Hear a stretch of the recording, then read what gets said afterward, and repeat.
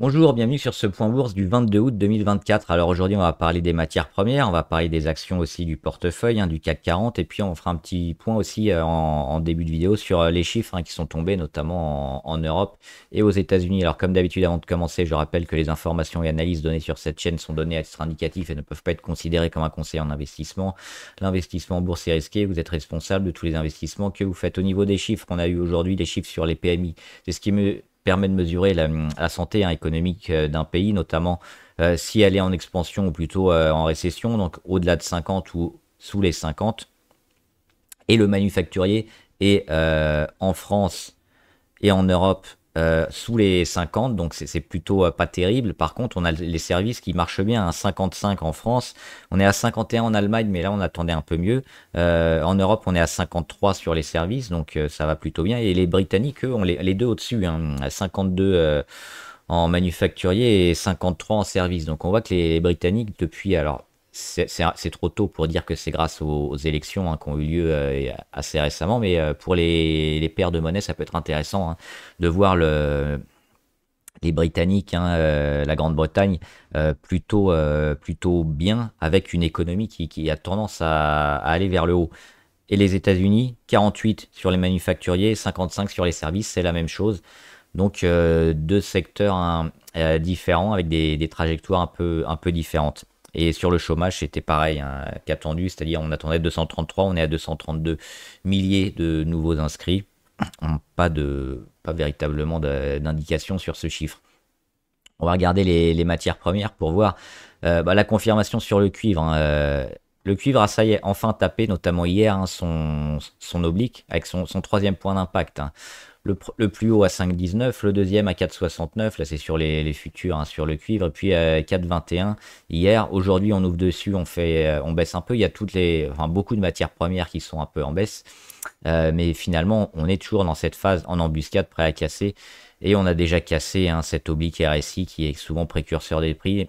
On est sur la moyenne à 200, donc pour moi c'est largement positif ce qui devrait se passer ces prochaines semaines sur le cuivre.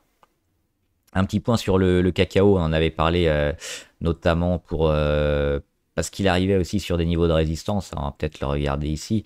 Il avait fait un échec, on s'était dit qu'il fallait attendre le lendemain ou le surlendemain pour avoir la confirmation de cet échec. Il n'a pas eu lieu parce qu'il est plutôt allé vers le haut, on le voit. Il est en train de casser le cacao. Donc la cassure, elle est effective depuis 2 jours. Si on tient demain, on pourrait avoir un scénario où le cacao continue son envolée des prix. On irait plutôt sur ce scénario-là à court terme, si on a cette confirmation demain. C'est pas encore sûr. Je noterai, alors on peut noter ces niveaux-là sur cette dérivée de Wisdom Tree, ou alors sur le cacao. Là il y a un jour de décalage, il faudrait dépasser encore le plus haut de la veille, mais pour l'instant on le voit que finalement les plus hauts sont en passe d'être dépassés, donc attention au cacao. Le jus d'orange, j'en avais parlé, j'avais pris une position notamment ici sur débordement, avec comme d'habitude l'oblique court terme, la résistance sur les 450, et on a eu la confirmation 2-3 jours même on peut pas parler de consolidation à ce stade, et ça reprend, ça a repris hier, là c'est pareil, j'ai un jour de décalage, et aujourd'hui on est encore au-dessus, on est plutôt proche des 470 et plus.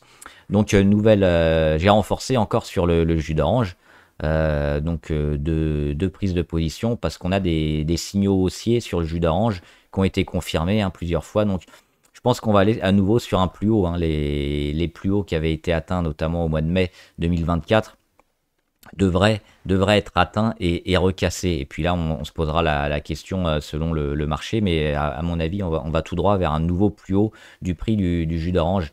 Et quand on voit les problèmes dus aux aléas climatiques qui ont largement impacté les jus d'orange, on l'a parlé assez aux États-Unis, mais dans les autres pays aussi. Les États-Unis qui sont un gros producteur et qui ont eu beaucoup de soucis, notamment le cours continue de flamber depuis des années, et on arrive à des niveaux exceptionnels. L'or qui consolide aussi. Bon, à ce stade, c'est même pas de la consolidation, c'est des petits zigzags où il n'y a pas grand-chose de pertinent. Donc pour moi, on est toujours haussier sur l'or, on va passer rapidement. Et l'argent, on attendra plutôt un travail comme ça durant la rentrée, avant une cassure peut-être pour rentrer et jouer l'argent, hein. Moi, je pense que c'est pas encore le moment de se placer, que ça a besoin encore de maturer, mais on voit quand même beaucoup de volume depuis le printemps. Je pense que ça a des chances aussi de suivre le cours de l'or, de repartir, mais il y a c'est pas aussi intéressant que l'or, et surtout à ce stade. Je pense que c'est trop tôt, mais oui, le jour où on revient sur l'argent, casser ici les 29, hein, 29-30, on pourrait, je pense, se placer.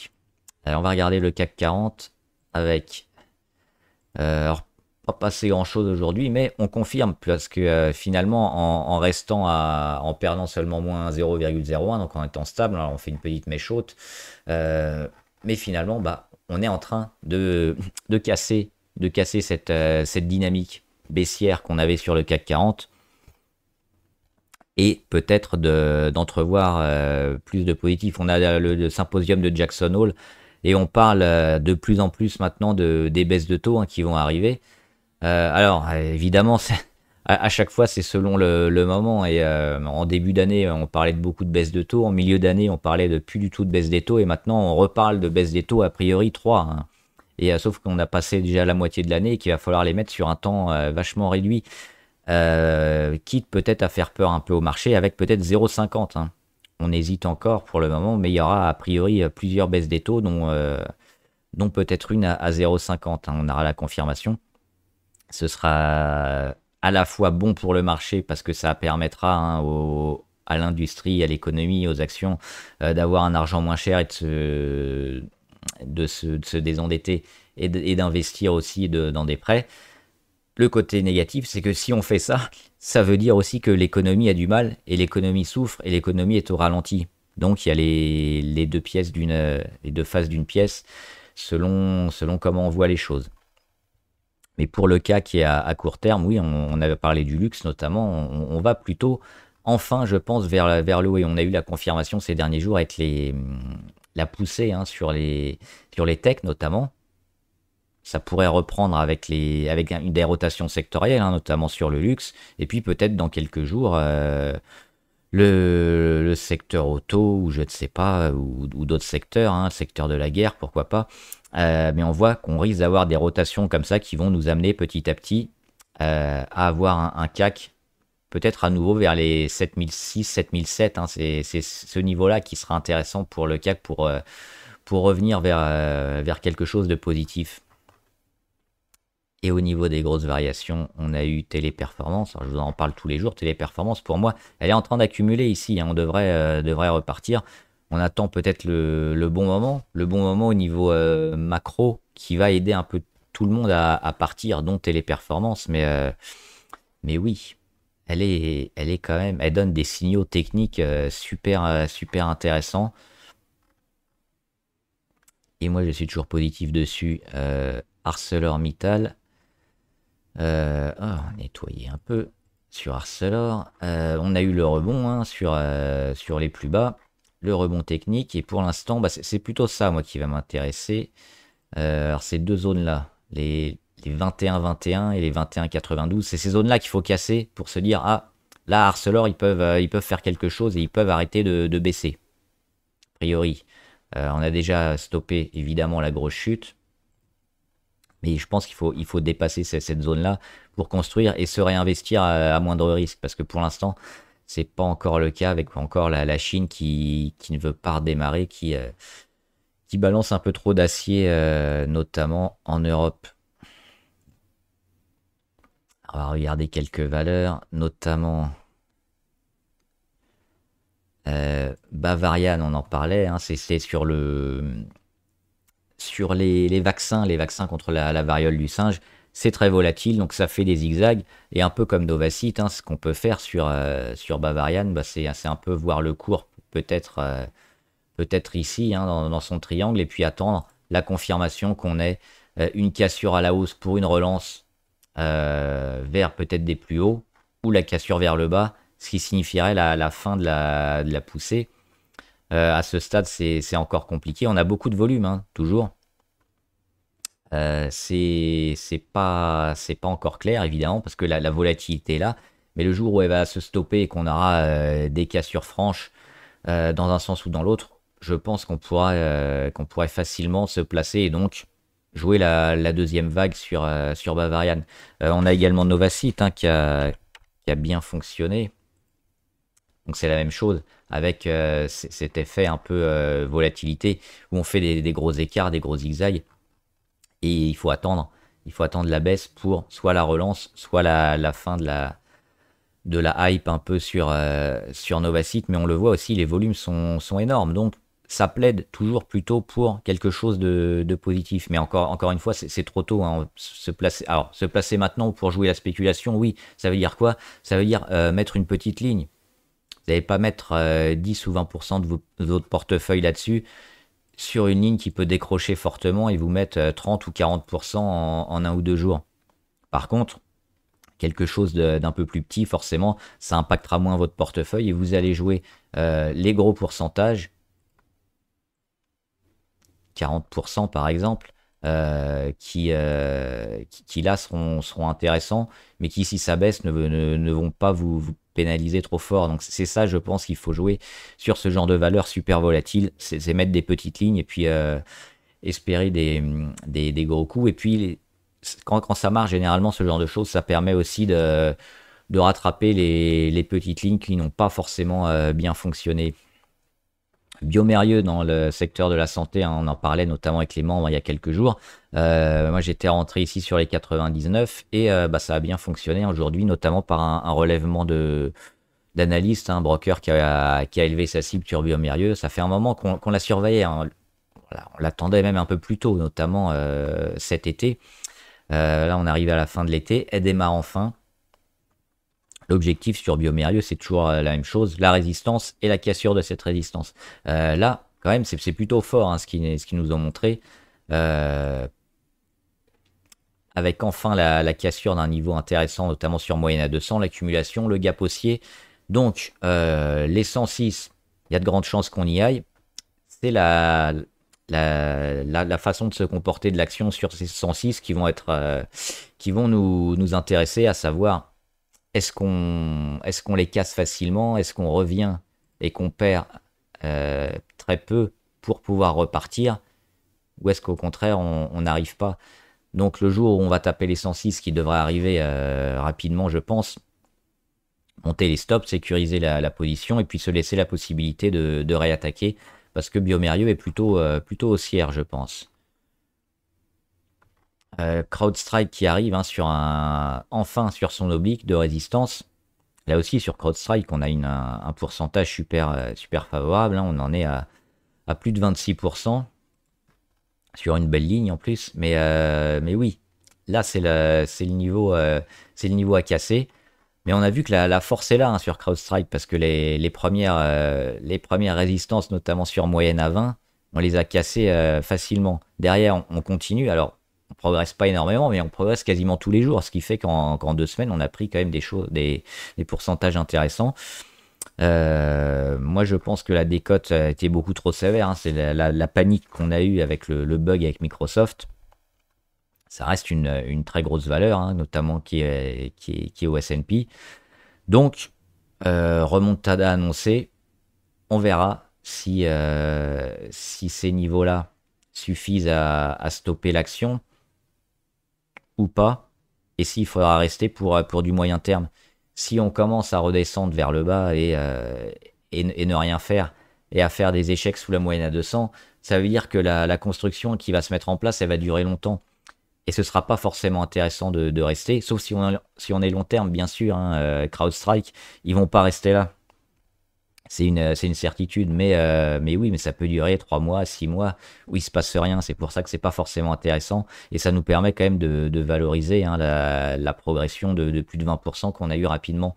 Donc à court terme, c'est ça, c'est voir un peu euh, ce que fait l'action sur ces niveaux clés, moyenne à 20, oblique, moyenne à 200, et voir si elle en a encore sous le pied pour continuer sa remontée. Si c'est le cas, on reste. Si on voit que les résistances sont trop dures à passer et que les indicateurs nous montrent quelque chose, bah on quittera, mais pour l'instant, c'est plutôt favorable. Et puis là, on voit qu'on est à 48 niveau RSI, peut-être, hein, les retrouver au-dessus des 50. Si on casse l'oblique, hein, ça confirmera la continuation de la hausse sur CrowdStrike. Donc pour l'instant, on est toujours en mode observation un petit peu. Danone aussi, ça marche bien, hein. Alors ça marche bien aujourd'hui parce que depuis quelques jours, quelques semaines, ça fait rien, mais ça congestionne avec beaucoup de volatilité, avec une volatilité qui a un peu baissé. Et puis hier, notamment, on a eu cette mèche basse, hein. On a perdu hop, près de 2% en journée et on finit seulement à moins 0,4. Aujourd'hui, on confirme. Pour moi, alors je suis dessus, hein, sur les 60,4. Pour moi, Danone, super favorable aussi, et on devrait aller casser cette résistance parce que là, la deuxième fois où on en est revenu, hein, sur les 61,5, bah, on n'a rien rendu et on a toujours ce gap entre 58,8 et 59,4. Donc zone d'accumulation, zone de congestion, et quand on va repartir, la résistance, elle devrait lâcher relativement facilement, donc très favorable sur Danone. Equinox, c'est une toute petite ligne aussi, c'est du spéculatif, c'est le genre de ligne qu'on joue en espérant des gros plus. Ça marche pas tout le temps, mais celles qui marchent, elles permettent de rembourser les autres notamment, hein. Pour l'instant, on est stable sur Equinox, il n'y a pas de raison de partir, on attend toujours le changement. Sur Equinox, c'est plutôt la valorisation, hein, de la valeur qui était un peu sous-évaluée. Eramet, une mauvaise journée aujourd'hui comme la plupart des minières. Moi, j'ai monté les stops pour être à break-even, c'est-à-dire que si on redescend un peu, hein, encore de quelques, alors de même pas 1 euro maintenant, je quitte la position, mais sans perte, sans gain. Donc c'est un trade qui n'aura rien coûté, qui n'aura rien rapporté, mais parce que l'objectif, c'est toujours d'aller ici sur la moyenne à 200. Et puis dernièrement, on voit qu'on a un peu de mal, notamment sur cette première résistance, c'est la moyenne à 20. On voit qu'on est en train de l'accompagner vers le bas. À moyen terme, je pense que Eramet a quand même pas mal de chances de se relever. Mais à court terme, il faudra passer ça. Et si on le passe pas, on va encore passer les semaines en dessous. Et moi, j'ai pas envie de me laisser embarquer sur des actions comme ça qui risquent de me coûter une partie de mon portefeuille sur plusieurs mois. Donc, un stop pour partir sans perte, sans gain sur quasiment le niveau où j'ai acheté. On verra. Demain, ça peut réagir, hein, mais pour l'instant, depuis 2-3 jours, ça manque de peps un petit peu sur Eramet.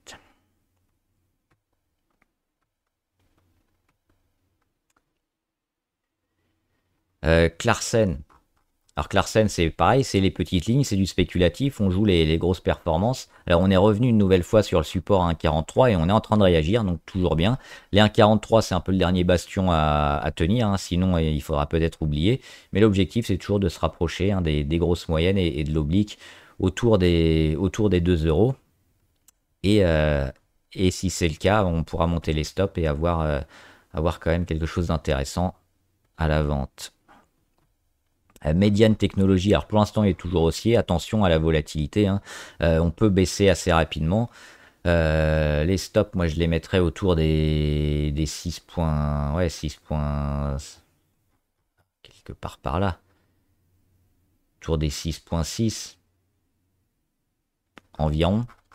Moi j'étais rentré sur les 6, donc ça permet d'assurer déjà 10%. Et se permettre la possibilité de la continuation haussière, hein. Même si les volumes, on le voit, si on a eu des volumes énormes au début, on a quand même des volumes importants, mais on n'arrive pas à retrouver les volumes du début. On verra si ça va repartir, mais déjà pensez à sécuriser une partie des plus-values sur ce genre de trade.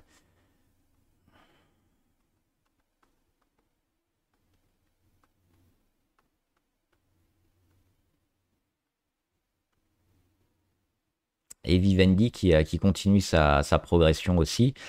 On va peut-être aller chercher enfin l'oblique, hein, sur le troisième point d'impact. On a parlé, notamment les chiffres du MG qui étaient mauvais. La perte, elle a été beaucoup trop grosse. Et on a tendance plutôt à avoir une opportunité de marché ici pour jouer le moyen terme, hein, sur Vivendi avec la scission de Canal+, Havas et une holding.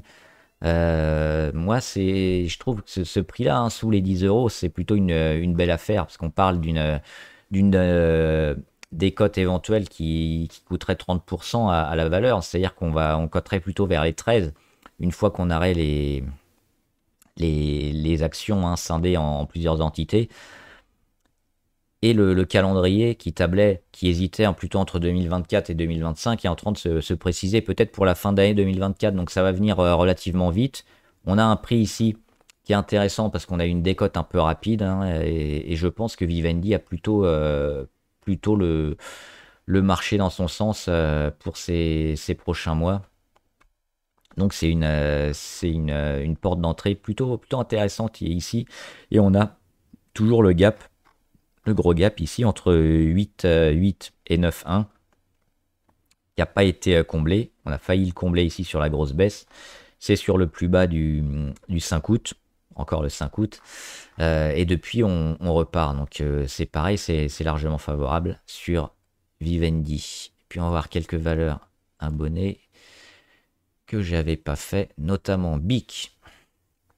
Alors BIC, ils ont annoncé des chiffres relativement moyens, hein, notamment sur les États-Unis, où les chiffres avaient largement baissé sur les briquets.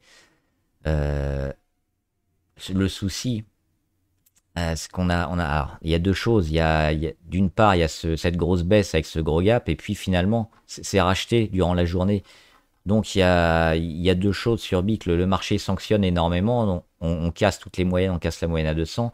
Mais dans le même temps, on juge que la sanction a été trop sévère parce que quand on voit ce genre de chandelier là, généralement c'est plutôt bon signe, hein, c'est racheté durant la journée. Et puis la taille du chandelier, elle est énorme, hein. Elle fait 6%, juste le corps. Avec la mèche, on est à 13% sur une journée. Donc ça veut dire que ça a été jugé comme une opportunité de marché, hein, notamment sous les 55. Derrière, ça repart. On va peut-être combler le gap.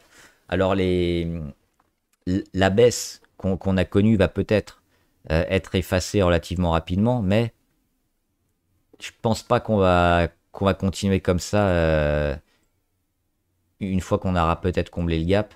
On devrait commencer à construire. Et c'est là qu'on attendra les prochains chiffres. Parce que les chiffres ont été mauvais, parce qu'il y a eu quand même beaucoup de ventes. Et je pense que la valorisation, elle va finalement se remettre ici, hein, autour de toutes les moyennes, autour des 61, 62. Donc on a quasiment fait le plus gros de la remontée. On pouvait peut-être la tenter, hein, à partir de l'été, hein, du 21 juin. Mais maintenant, ça me semble pas forcément le meilleur des paris sur BIC.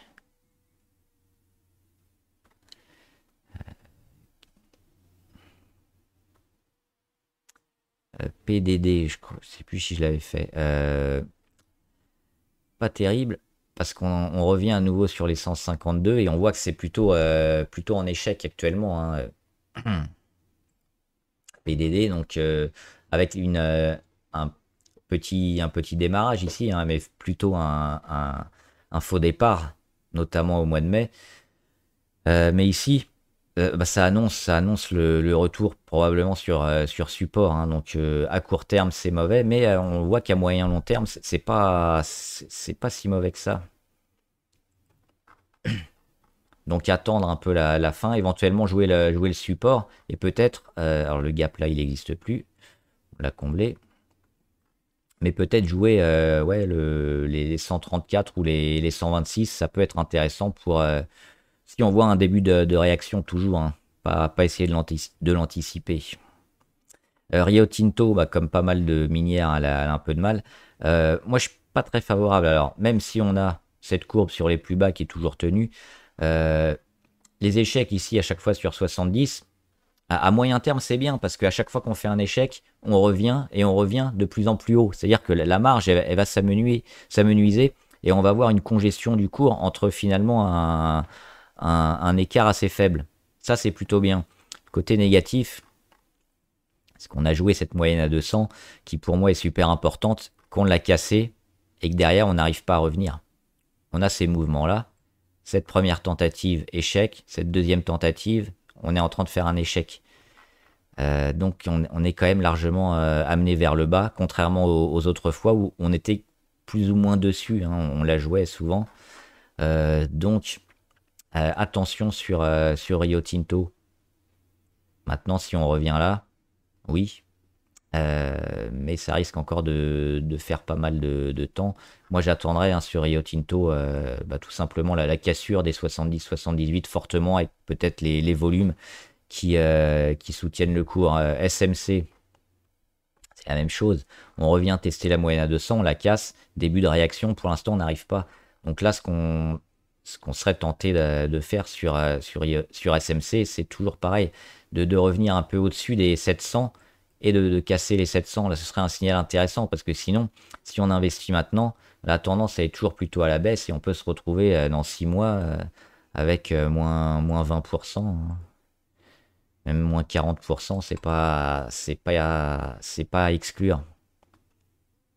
Et voilà, donc j'espère que la vidéo vous a aidé. N'hésitez pas à me dire ce que vous en pensez, les valeurs qui vous intéressent, les actions, les produits dérivés, les matières premières.